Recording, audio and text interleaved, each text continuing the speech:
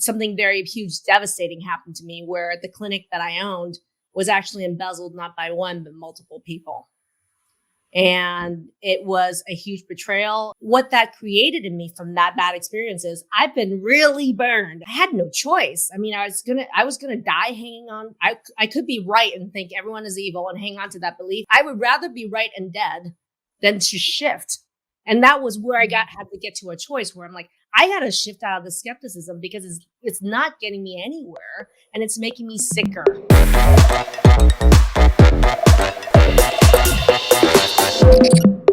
Hey, everybody. Welcome to today's Autoimmune Table Talk Live. I'm Maggie Yu, MD, and I'm a functional and holistic medicine physician and the creator of the Transform Protocol to transform autoimmune disease around naturally. Today, we have a big topic around how our thoughts actually influence our results. And for those of you who are joining us right now, whether you're on YouTube, Facebook group, or a Facebook page, if you can give us a follow, ring the bell, subscribe, that'd be great. But right now, most importantly, give us a thumbs up, give us a heart. We have three guests that I'm going to introduce right away. We are exploring the topic of around skepticism, fear, and why it seems such an audacious task to even have hope, because we hear it all the time. Welcome, Laura. Thank you. Thanks so much for having me.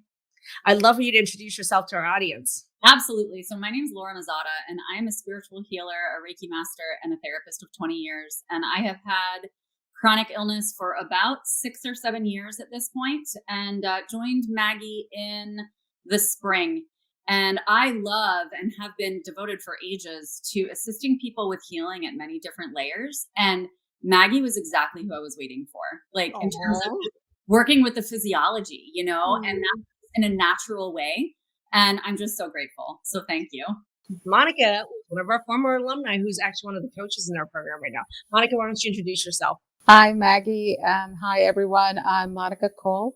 I'm actually a human genome mapper, a geneticist by profession. And I have had this chronic illness now for well over 20 plus years. And I was very grateful when last year I found Dr. Maggie. And I got my answers that I was looking for. No one turned around my health journey the way Maggie has. And I am grateful for this. I really am. Thank you, Monica. Last but not least, we got Jamie, also a former alumni who's currently one of the coaches in our program. Jamie? Yeah. Hi, everybody. Like Laura, I'm a psychotherapist by trade. Like Dr. Maggie said, I'm an alumni of this program. I found myself here about a year and a half ago with just a whole myriad of symptoms. I really enjoyed my time with Dr. Maggie because, like everyone said, it addressed really the physiological issues, but also it really upped my mindset game. As a therapist, I was kind of shocked and a little disturbed, I guess, with how little I really understood about how mindset plays a role in chronic pain and chronic illness. So that's been my major takeaway. I love that. So I love the fact that we have three kick-ass women here who are joining me on this table talk. First of all, secondly, all three are current alumni who've been through our program before over the past several years. And thirdly, I think who better than people who've actually been there and done that to be able to share their experiences about this, because all of us, including myself, have sat at the other side of this camera watching other people telling us that they got their autoimmunity together, or they have something that works, or we're watching something where we're like, is what they're really saying true? Are they lying to me? We've all been on the other end of receiving and hearing people talk about their health journeys with skepticism or fear. And I myself was one of those people. And it's so interesting to me that we talk to, at least 100 people every week about their autoimmunity. And one of the biggest takeaways we have is that there's a lot of fear out there. People are really scared to be disappointed again. And people literally say, I am scared to have hope again. Literally scared to death to have hope again. That's one thing we hear. The other thing we hear on the other side is, I'm skeptical. And the more good things I see coming from your program, the more skeptical I am. It's impossible that it's this good.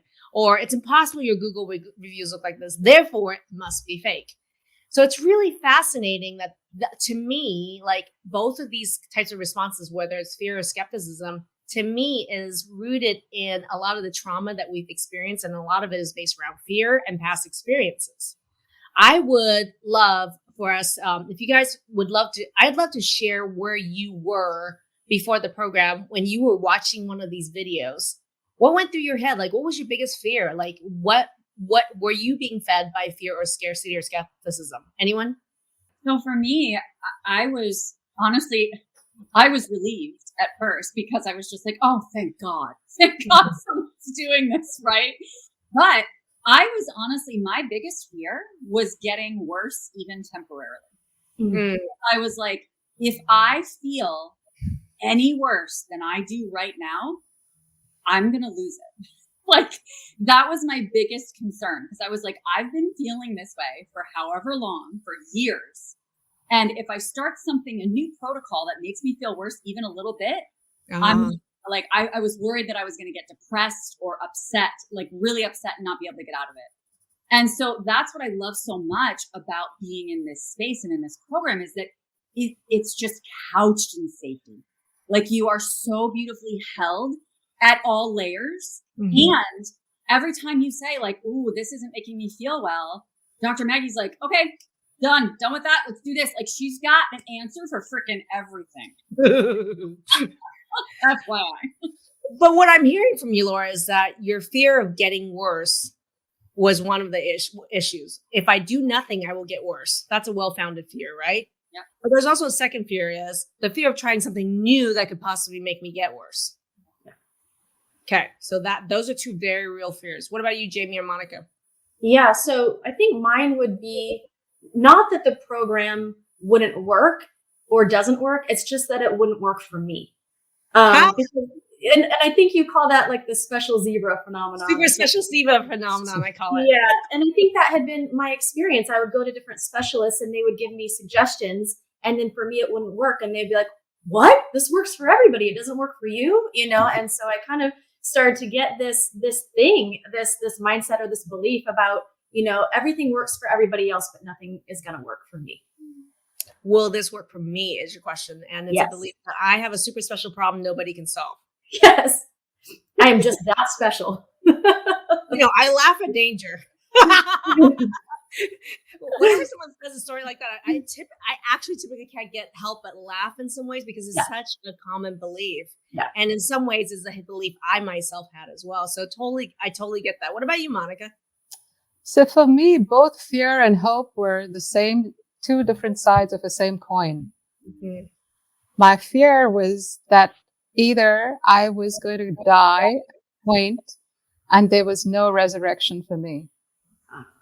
Or the hope was, this is a person who is logically laying out all these testimonials of people who have actually come out through this as a success. So my logical mind would always tell me, think with hope, and I would push forward with it. But my fear was death is the only outcome. Oh. That was my fear.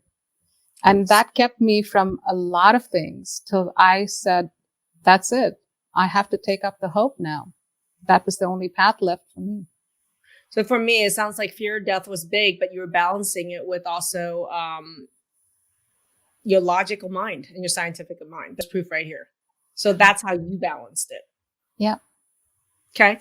So I want to talk a little bit about my own fear and skepticism. And for me, you know,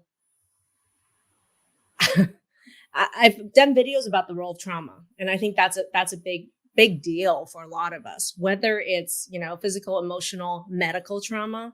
I think that really leaves an imprint. And for me, I mean, I'm using a different example just because, let's say for me, one of the things for me was something very huge, devastating happened to me where the clinic that I owned was actually embezzled, not by one, but multiple people. And it was a huge betrayal. It was the huge hit financially. And what that created in me from that bad experience is I've been really burned, and I honestly was really burned, right? And I went into protection, which is, well, I'm going to believe now that everyone is evil. Everyone's evil. Just like how many people out there thinks all doctors are evil, or all doctors don't know what they're doing, or, you know, all people are bad, or nobody can help me. But I feel like once we've been traumatized or we've been burned really hard in whatever way, right? Our brain goes into protection mode, which is go to a belief that we think is going to protect us. So for me, I went to protectionism, where I thought everybody's evil, everybody else is getting me, everybody else is going to take something from me. And therefore, I'm going to really be on guard. And I was the highly skeptical person. And for years, every time I would meet someone, even if people try to get close, I would be really shut down. On the outside, looked normal, right? But I was really, really shut down. So I was very skeptical of people. And that my biggest fear was that people really are all evil and that they're going to do nothing but take everything from me, including my life, was what it felt like. And so skepticism was my MO, and it really came from trauma. And I could see, we've talked about it, so many people have medical trauma, where because they've had a bad medical experience, they have the same thing and same belief that all medical professionals are bad, all medical care is bad. And so they become very skeptical of all medicine, all medical doctors, or anyone. So in that sense, that was my biggest fear. But what it brought me was to the biggest rock bottom of my life. I was the most isolated, lonely, and poor individual in the world in a lot of ways, because I was so worried that everyone's going to was evil and going to take something, that I ended up leading a very lonely and sick life. I was getting sicker and sicker and sicker, continuing that trauma on my own body over and over and over again. So for me, I had no choice. I mean, I was gonna die hanging on. I could be right and think everyone is evil and hang on to that belief. I would rather be right and dead than to shift. And that was where I had to get to a choice where I'm like, I got to shift out of the skepticism, because it's not getting me anywhere, and it's making me sicker and more lonely than ever. So skepticism, to me, in my case, came from extremely traumatic experience and criminal activity from people, right? So that, I think it's a response. My fear was as a response to trauma, and I went into skepticism as protection. And so one of the things I want to ask you guys was, I know, Monica, for you, the way out of skepticism for you was, you said there's logical proof this works. Yeah. And it doesn't sound to me like Jamie or Laura, you both of you were not struggling with skepticism, were you? Not in the way that I think Monica was. Yeah. One of the things I think is important, I noticed is that, in all the mindset work that we do in our program, one of the things I talk about is focus is power. And what you focus on grows.